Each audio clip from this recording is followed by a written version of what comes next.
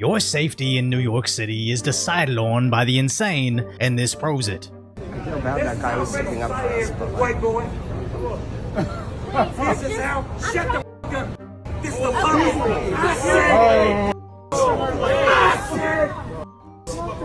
I said, shut the f up.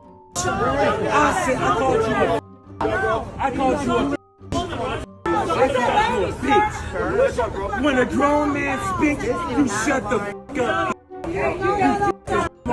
Shut the f up. Asking a crazy person shouting without a shirt on to stay classy is insane in itself, but at least she did something. Because anybody that takes a in the butt is the devil. I'm the Nazi.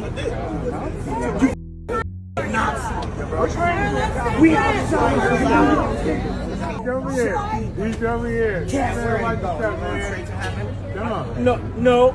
Now, aside from the jokes about how Jay-Z isn't taking the case well, the original post on Instagram just said, "Dang, shaking my head," with replies of, "Why is everybody letting him walk up on her? How is he able to get that close to her? And why does she not have security?" The problem being, there was security at that courthouse, he just didn't care.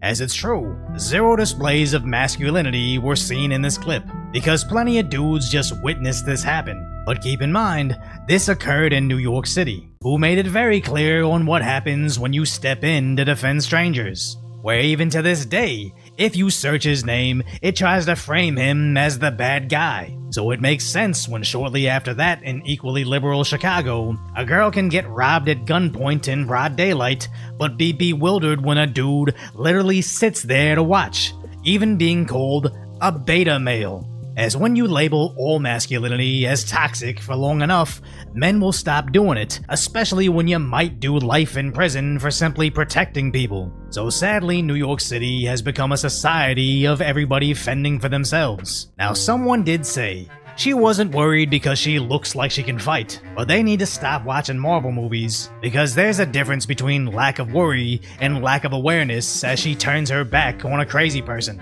You would only turn your back on a crazy guy shouting nonsense if you lived a very sheltered life with zero first-hand experience on how badly this could have gone, especially when everybody made it clear they're not going to protect you. As women getting blindsided in NYC in broad daylight is nothing new, and terrifyingly more common than anyone wants to admit, as this crime has been rising for several years now. Which brings me to this reply from the original video that this is just normal NYC activity, just ignore it and they'll move on. Which isn't how we should have to live. Hopefully I'll make it home safely, but only if the criminally insane choose someone else to attack. And how did it get this bad? The perfect example is in my coverage from the mass random attacks in New York City last year. Now, I'd like to provide a brief recap, but that video got flagged. They found out a lot of those girls were being randomly smacked by one dude with a long history of harassing strangers and recording it himself. Worse yet,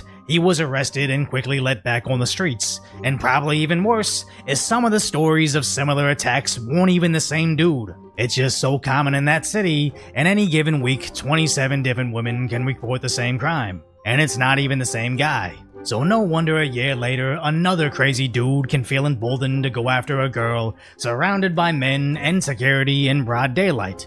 But sadly, it seems like this is exactly what that city wanted. Loud lies lose to quiet truths, so subscribe and share for more red pill moments just like this.